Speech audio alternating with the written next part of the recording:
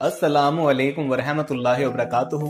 दोस्तों, मैं हूं फैद मलिक और आप देख रहे हैं हमारा यूट्यूब चैनल इस्लामिक दुनिया। तो वीडियो को शुरू करने से पहले मैं आपसे एक गुजारिश करता हूं कि अगर आप हमारे चैनल पर पहली बार आए हैं तो आप हमारे चैनल को सब्सक्राइब कर लें और साथ में बेल का आइकन को भी क्लिक कर दें ताकि हमारी हर नई आने वाली वीडियो सबसे पहले आपको मिलती रहे। चलिए वीडियो शुरू करते हैं। बिस्मिल्लाहिर्रहमानिर्रहीम। अस्सलामुअलैकुम वरहमतुल्लाहि वबरकातुहू।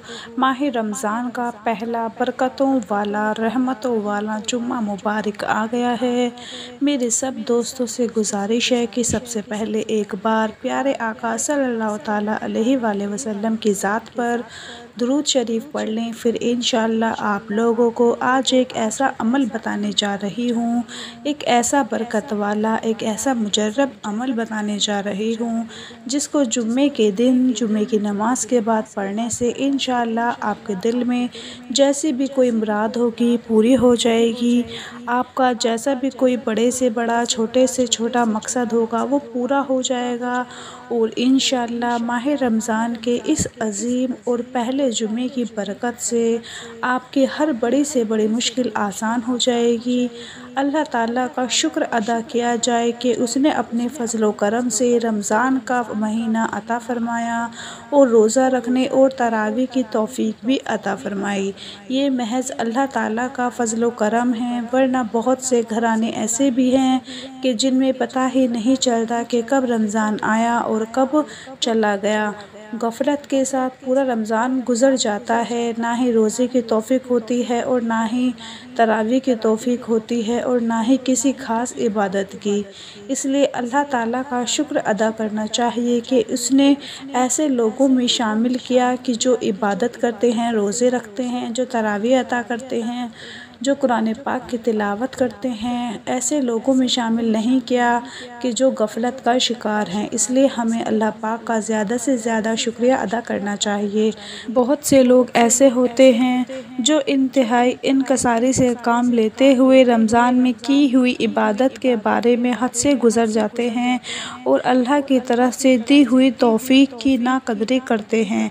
कहते हैं कि हमने क्या इबादत की, ये तो फाके हो गए, कि हमने क्या नमाज़ें पढ़ी, ये नमाज़ें ना हुई, ये तो हमने टक्करें मार ली। मेरे दोस्तों, ऐसा कहना ये नाक़दरी होती है, क्योंकि जब अल्लाह ताला ने अपने फजल व करम से इबादत की तौफ़ीक अता फ़रमा दी तो उस पर शुक्र अदा करना चाहिए। इसलिए कि इबादत कैसी ही क्यों ना हो, लेकिन सजदे में पेशानी तो उसी रब की बारगाह में जाकर लगती है, सजदा तो उसी एक के लिए अदा होता है।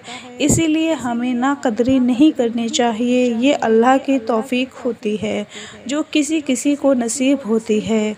हमें बस चाहिए कि हम बस इस्तग़फ़ार करते रहें कि या अल्लाह, आपने अपने फजल व करम से हमें इबादत की तौफ़ीक अता फ़रमा दी थी, लेकिन हमसे इसमें कोताहियाँ हुई और हम इबादत को सही तरीके से अदा नहीं कर सके, इसलिए हमें माफ़ फ़रमा दे।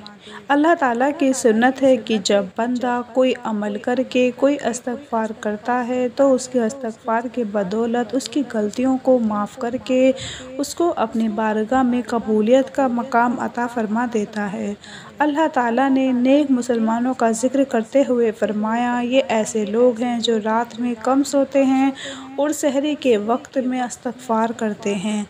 रात को कम सोने का मतलब ये है कि रात के अक्सर हिस्से में इबादत करते हैं, जिसकी वजह से रात को सोना कम हो जाता है और सुबह को उठकर अल्लाह के हुज़ूर इस्तग़फ़ार करते हैं। हज़रत आयशा रज़ियल्लाहु ताला अन्हा ने दरियाफ़्त किया कि या रसूलल्लाह सल्लल्लाहु ताला अलैहि वसल्लम, ये लोग तो सारी रात इबादत में गुजारते हैं, फिर सुबह के वक्त इस्तग़फ़ार क्यों करते हैं? तो आप सल्लल्लाहु ताला अलैहि वसल्लम ने जवाब फरमाया कि रात में की जाने वाली इबादत से इनमें जो गलतियाँ की जाती हैं उसके लिए ये सुबह को इस्तग़फ़ार करते हैं। या अल्लाह, हम आपकी तौफ़ीक से आपकी बारगाह में इबादत के लिए खड़े तो हो गए थे, लेकिन जिस तरह करनी चाहिए थी उस तरह हम हक़ अदा नहीं कर पाए, इसलिए हम आपकी बारगाह में इस्तग़फ़ार करते हैं।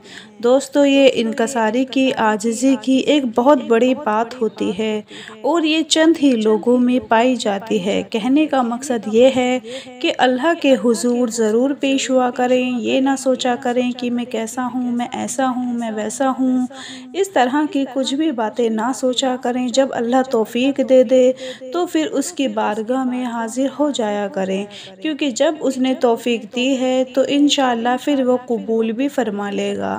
تو آج میں آپ کو جو جمعے کے حوالے سے عمل بتانے جا رہی ہوں، یہ ایک ایسا عمل ہے کہ آپ لوگوں نے جمعے کی نماز کے بعد صرف ایک تسبیح پڑھ لینی ہے۔ بہت ہی چھوٹا سا عمل ہے۔ وہ عمل یہ ہے کہ آپ لوگوں نے ایک تسبیح بسم اللہ الرحمن الرحیم صلی اللہ علی محمد صلی اللہ علی محمد صلی اللہ علی محمد، یہ ایک تسبیح آپ لوگوں نے جمعے کی نماز کے بعد کسی بھی وقت پڑھ لیں اور اس کے بعد اللہ پاک سے دعا مانگ لیں کہ اے اللہ میرے گناہوں کو معاف کر کے یہ جو عمل کیا، یہ جو ذکر پڑھا، اس کے صدقے سے، اس کے وسیلے سے میری نیک اور جائز حاجت کو پورا فرما دے، میرے نیک مقصد میں کامیابی عطا فرما دے، میرے ہر مشکل سے مشکل کام کو آسانی میں بدل دے۔ میرے پیارے دوستو، جب آپ یہ عمل کر کے اللہ سے دعا مانگیں گے تو انشاءاللہ میں پورے یقین کے ساتھ کہتی ہوں کہ وہ پروردگار